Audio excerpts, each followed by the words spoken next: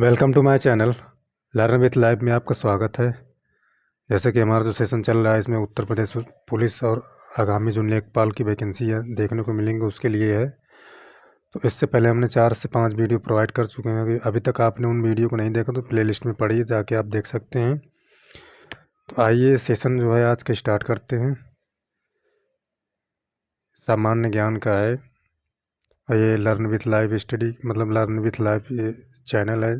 जो इसको आप अभी तक सब्सक्राइब नहीं किए तो सब्सक्राइब कर लीजिए और बेल आइकन भी प्रेस कर लीजिए ताकि वीडियो को प्रोवाइड करते ही आपको नोटिफिकेशन प्राप्त हो जाए। चलिए पहले क्वेश्चन देखते हैं। हाल ही में जारी आर्थिक स्वतंत्रता सूचकांक 2024 में भारत कौन से स्थान पर रहा? तो ये करंट का है, जो हाल ही फिलहाल अक्टूबर का जो करंट अफेयर है। तो हमने बताया था आपको कि इसमें current affair plus previous year question लिए जा रहे हैं, जो आगामी एग्ज़ाम के लिए यूपी में जितने भी होने वाले एग्ज़ाम हैं उनके लिए बहुत महत्वपूर्ण क्लास है। तो इसमें जो आर्थिक स्वतंत्रता सूचकांक में भारत जो है इसमें 84वें स्थान पे है। इसका सही जवाब हो जाएगा सी नंबर, याद रखिएगा। अब ये इंडेक्स में भारत पिछले साल कितने नंबर पे था? तो भारत जो है पिछले साल जो है 87वें नंबर पे था। इसमें 3 पायदान पे अपना ऊपर उछाल मारा है। और इसमें लगभग कितने देश होते हैं? तो इसमें जो है 165 देश होते हैं। तो ये भी आप याद रखिएगा। अगला क्वेश्चन देखते हैं। ये भी करंट का ही क्वेश्चन है। तो हाल ही में किसने आईसीसी महिला T20 वर्ल्ड कप जीता? तो इसको जो है न्यूजीलैंड जो है जीता है। इसका सही जवाब हो जाएगा सी नंबर। और ये पहली बार है, मतलब महिलाओं की किताब जो जीती है न्यूजीलैंड ने वर्ल्ड कप की, वो पहली बार है। किसको हरा के जीता? तो ये भी आप याद रखिए कि हराने वाले को भी एग्जाम में पूछा जाता है। तो दक्षिण अफ्रीका को हराया था। कितने रनों से हराया था? तो इसको जो है 32 रनों से हराया था। अब न्यूजीलैंड की बात आए तो न्यूजीलैंड की राजधानी देख लेते हैं। न्यूजीलैंड की राजधानी वेलिंगटन हो जाएगी, वेलिंगटन। और न्यूजीलैंड के जो प्रधानमंत्री वो क्रिस्टोफर लक्सन हैं, जो हाल ही में चुने गए थे। और न्यूजीलैंड की जो मुद्रा होती है वो डॉलर होती है, मतलब वहाँ डॉलर चलती है। अच्छा, ये क्रिकेट हुआ कब था? इसका फाइनल मतलब कब हुआ था? तो ये 20 अक्टूबर 2024 को हुआ था। तो इसको भी आप याद ही रख लीजिएगा। अब दक्षिण अफ्रीका की बात आई है। दक्षिण अफ्रीका इसमें हार सामना करना पड़ा। तो इसकी जो राजधानी क्या है? इसकी जो 3 राजधानियाँ होती है, मतलब आपसे अगर पूछा जाए कि किस देश का जो 3 राजधानियाँ हैं, तो वो दक्षिण अफ्रीका ही एक देश है जिसकी 3 राजधानियाँ हैं। पहला जो है प्रिटोरिया है, दूसरा जो है केप टाउन है, तीसरा जो है ब्लोम फोन्टेन है, ब्लोम फोन्टेन। अच्छा, प्रिटोरिया जो राजधानी है यह जो है प्रशासनिक और कार्यकारी राजधानी है। तो ये भी आप याद रखिएगा। और दक्षिण अफ्रीका की मुद्रा क्या है? तो रैंड, यहाँ जो मुद्रा चलती है रैंड चलती है। तो ये भी आप याद ही रखें। अब अगला क्वेश्चन देखते हैं। भारत सरकार ने निम्नलिखित में से किस द्वीप में पर्यटन को अवैध बना दिया था?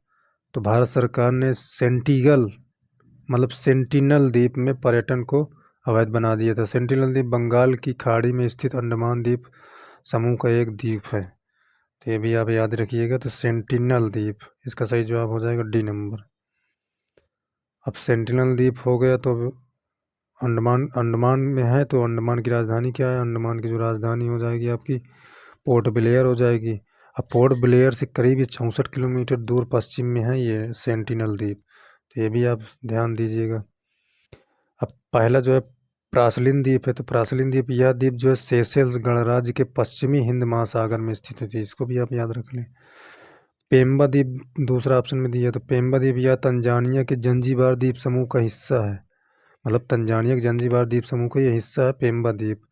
यह द्वीप पूर्वी अफ्रीका के तट पर हिंद महासागर में स्थित है। इसको भी आप याद रखें।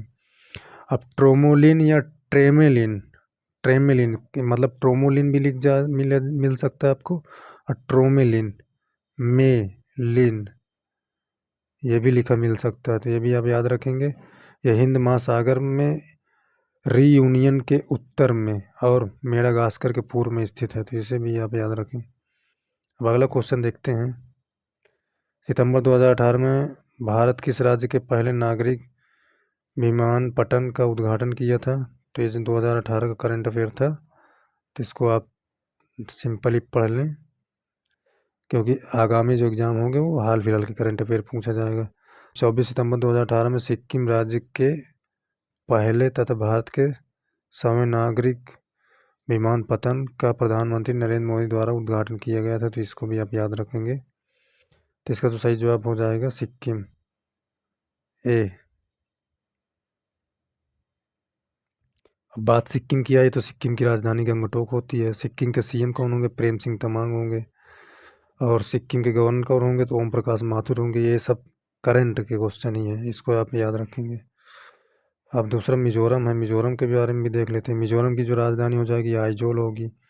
और मिजोरम के जो सीएम होंगे लाल धूमा होंगे। अब मिजोरम के जो गवर्नर होंगे हरी बाबू कम्बमपति हो जाएंगे। इसको भी आप याद रखें। मतलब भारत के जितने भी स्टेट होंगे उनकी राजधानी, सीएम, गवर्नर, ये तो फिक्स है, आपको याद रखना।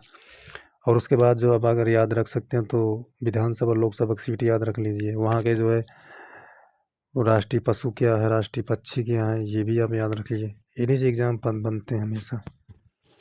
नागालैंड भी एग्जाम मतलब वो ऑप्शन में दिया, तो नागालैंड को भी देख लेते हैं कि नागालैंड की राजधानी क्या है। तो नागालैंड की राजधानी कोहिमा है। और नागालैंड के सीएम कौन है? तो नागालैंड के जो सीएम है वो नेफ्यू रियो हैं। और नागालैंड के जो गवर्नर है वो ला गणेशन है। तो ये भी आप याद रखिएगा। मणिपुर भी ऑप्शन में है, तो मणिपुर की राजधानी इम्फाल हो गई। और मणिपुर के सीएम जो हैं एन बीरेन सिंह हैं। अब मणिपुर के गवर्नर जो हैं लक्ष्मण आचार्य जी हैं। तो इतना मणिपुर के बारे में आप याद रखिए। अगला अगला क्वेश्चन देखते हैं। बाद मतलब रक्षा मतलब स्वतंत्र भारत के पहले रक्षा मंत्री कौन थे? तो स्वतंत्र भारत के जो पहले रक्षा मंत्री थे वो बलदेव सिंह थे। इसका जो सही जवाब हो जाएगा सी नंबर। स्वतंत्र भारत के पहले रक्षा मंत्री सरदार बलदेव सिंह थे। अब वर्तमान में और 2024 में कौन है मतलब रक्षा मंत्री? तो 2024 में जो रक्षा मंत्री वो राजनाथ सिंह है। इनका जो जन्म हुआ था 10 जुलाई 1951 में हुआ था। और ये यूपी के वाराणसी जिले से बिलोंग करते हैं। तो इसको भी आप याद ही रख लीजिएगा। अगला क्वेश्चन देखते हैं। सरदार वल्लभ भाई पटेल की स्टैचू ऑफ यूनिटी किस नदी पर या नदी एक द्वीप पर स्थित है? तो इसका नर्मदा नदी हो जाएगा। सही जवाब ये हो जाएगा। अच्छा, इसकी ऊंचाई कितनी है? तो इसकी ऊंचाई 182 मीटर है। अगर इसको फुट में देखेंगे तो 597 फुट हो जाएगा। एक्चुअल में तो 597, लेकिन ऑप्शन में आपको 600 के करीब भी ऑप्शन में देखने को मिल सकता है। तो आप याद रखिएगा। अच्छा, ये तो स्टैचू ऑफ यूनिटी है, लेकिन स्टैचू ऑफ लिबर्टी भी सुने होंगे। इससे पहले मतलब वो अमेरिका में है। तो इन दोनों को मतलब मिलते जुलते शब्द हैं। तो ये दोनों एग्जाम में हमेशा रख दिया जाता है, पूछ लिया जाता है। तो स्टैचू ऑफ लिबर्टी जो है आप याद रखिए कि ये अमेरिका के न्यूयॉर्क शहर में लिबर्टी द्वीप पर स्थित है, जिसकी ऊंचाई जो है 305 फुट है। मतलब इससे कम हाइट का है, क्योंकि इसकी जो है 597 फुट है। अगर मीटर में देखेंगे तो 182 मीटर है। तो इतना आप याद रखिएगा। और नर्मदा नदी की बात आई तो नर्मदा नदी के उद्गम कहाँ से हुआ था? तो नर्मदा नदी मध्य प्रदेश के अमरकंटक पर्वत श्रृंखला से निकलती है और मध्य प्रदेश, महाराष्ट्र और गुजरात राज्यों से होकर बहती है। अब गुजरात राज्यों से होकर बहती है तो गुजरात के बारे में वैसे भी ये जो सरदार वल्लभ भाई पटेल की जो स्टैचू है गुजरात में ही है, नर्मदा नदी के पास। तो गुजरात की राजधानी देख लेते हैं, गांधीनगर हो जाएगी। और यहाँ के जो सीएम हो जाएंगे भूपेंद्र भाई पटेल हो जाएंगे। और यहाँ के जो गवर्नर हो जाएंगे आचार्य देवव्रत जी हो जाएंगे। अगला क्वेश्चन देखते हैं। पुष्प के किस हिस्से से पराग का उत्पादन होता है? मतलब जब फूल होता है, पुष्प होता है, उसके किस हिस्से से पराग का उत्पादन होता है? तो इसका तो सही जो जवाब हो जाएगा पराग कोश, सी नंबर। मतलब पराग कोश पुष्प के नर भाग यानी पुंकेसर का वह हिस्सा होता है जहाँ से पराग उत्पन्न होता है। तो इसको भी आप याद रखिएगा। अगला क्वेश्चन देखते हैं। कौन सा जीवाणु जो है अंडाकार या गोलाकार होता है? तो इसका जो सही जवाब हो जाएगा बी नंबर कोकस। कोकस जीवाणु गोलाकार या अंडाकार होता है। ये सबसे प्रतिरोधी जीवाणु होते हैं जैसे इसकी एग्जांपल देख लीजिए, डिप्लोकॉक्स हो जाएगा या न्यूमोनिया हो जाएगा। ये मतलब अंडाकार या गोलाकार होते हैं जीवाणु। तो इसका तो सही जवाब हो जाएगा आपका बी नंबर। अगला क्वेश्चन देखते हैं। बैगनी रंग के प्रकाश की तरंगदैर्घ्य लगभग होता है। तो बैगनी रंग का जो प्रकाश तरंग लगभग जो होता है वो 380 से 420 nm, मतलब बैगनी रंग का जो होता है तरंगदैर्घ्य का लगभग 380 से 420 नैनोमीटर। एनएम का मतलब नैनोमीटर हो जाएगा। बैगनी रंग से कम तरंगदैर्घ्य लेकिन एक्सरे और गामा रे से अधिक तरंगदैर्घ्य को अल्ट्रावायलेट भी कहते हैं। इसको भी आप याद रख लीजिएगा। अगला क्वेश्चन देखते हैं कि मक्खन का उदाहरण है। तो मक्खन का जो उदाहरण है वो क्या है? तो मक्खन का जो उदाहरण है वो कोलाइड घोल का उदाहरण है, या जेल प्रकार का कोलाइड घोल का उदाहरण है। इसको भी आप याद रखिएगा। इसका सही जवाब हो जाएगा बी नंबर। अगला क्वेश्चन देखते हैं। निम्नलिखित में से मतलब निम्नलिखित में से किस लवण में क्रिस्टल जल के 10 अणु नहीं होंगे? तो इसका तो सही जवाब हो जाएगा एप्सम साल्ट। इसका सही जवाब हो जाएगा डी नंबर। अब एप्सम साल्ट आया तो इसका सूत्र क्या होगा? MgSO4 7H2O होता है। एप्सम साल्ट एक रासायनिक नाम मैग्नीशियम सल्फेट होता है जिसमें जल के 7 अणु होते हैं। अगर एप्सम साल्ट में जल के कितने अणु होते हैं पूछ लिया जाए तो 7 अणु होते हैं। अगला क्वेश्चन देखते हैं। अच्छा, इसमें जो है ऑप्शन में दिया है कि वाशिंग सोडा। तो वाशिंग सोडा क्या होता है? वाशिंग सोडा एक कार्बोनेट का एक नाम है। इसका जो सूत्र होता है Na2CO3 होता है, या एक अकार्बनिक यौगिक है। इसको भी आप याद रख लेंगे। अगला क्वेश्चन देखते हैं। अगला क्वेश्चन देखते हैं। वर्ष 1857 में इलाहाबाद विश्वविद्यालय की स्थापना किसने की थी? तो सर विलियम मुइर ने की थी। इसका सही जवाब हो जाएगा सी नंबर। अब ये कौन थे? तो इसका मतलब 23 सितंबर 1887 को इलाहाबाद विश्वविद्यालय की स्थापना सर विलियम मुइर ने की थी। तो कब की थी? 23 सितंबर 1887 को। 1887 तो क्वेश्चन में दिया था, लेकिन अगर डेट भी पूछ ले तो 23 सितंबर हो जाएगा। इतना भी आप याद रखिएगा। अब यहाँ डॉक्टर सर्वपल्ली राधाकृष्णन भी ऑप्शन में दिए, तो इनके बारे में देख लेते हैं कि मतलब डॉक्टर सर्वपल्ली राधाकृष्णन एक महान दार्शनिक और शिक्षाविद या राजनेता और भारत के सेकंड राष्ट्रपति भी थे। इनका जन्म 5 सितंबर 1888 को हुआ था। डेट याद रखिएगा। इनका जन्म 5 सितंबर 1888 में तमिलनाडु के एक तिरुत्तनी ग्राम में हुआ था। अच्छा, 5 सितंबर को ही शिक्षक दिवस मनाया जाता है, मतलब इन्हीं के जन्म दिवस पर जो शिक्षक दिवस मनाया जाता है 5 सितंबर को मनाया जाता है। लेकिन एग्जाम में विश्व शिक्षक दिवस भी पूछ लिया जाता है। तो विश्व शिक्षक दिवस अगर जब भी पूछा जाए तो 5 अक्टूबर को मनाया जाता है। डेट तो सेम है लेकिन मंथ चेंज हो जाते हैं। तो 5 सितंबर आ जाए तो शिक्षक दिवस होता है, 5 अक्टूबर आ जाता है विश्व शिक्षक दिवस हो जाता है। अगला क्वेश्चन देखते हैं। पहली महिला मुख्यमंत्री वर्ष 1963 में नियुक्त की गई थी जी, उन्होंने किस भारतीय राज्य का नेतृत्व किया था? तो इसका तो सही जवाब हो जाएगा आपका उत्तर प्रदेश, ए नंबर। उत्तर प्रदेश की पहली महिला मुख्यमंत्री सुचेता कृपलानी वर्ष 1963 में नियुक्त की गई थी। इसका सही जवाब ए हो गया। अब यहाँ तमिलनाडु भी ऑप्शन में दिया, तो तमिलनाडु के बारे में देख लेते हैं। तमिलनाडु की राजधानी चेन्नई हो गई, और यहाँ के सीएम जो है MK स्टालिन हो गए, और गवर्नर जो है RN रवि हो गए। पश्चिम बंगाल, पश्चिम बंगाल दिया है ऑप्शन। पश्चिम बंगाल को देख लेते हैं।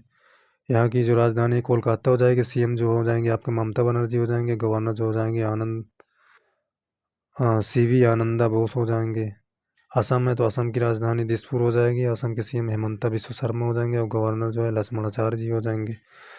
उत्तर प्रदेश की भी राजधानी आप ध्यान रखिएगा कि लखनऊ होती है। उत्तर प्रदेश के सीएम योगी आदित्यनाथ जी हैं, और गवर्नर जो है आनंदीबेन पटेल जी हैं। तो इसको भी याद रखिएगा। विधानसभा सीट जो 403 होती है, और विधान परिषद की 100 सीटें होती हैं।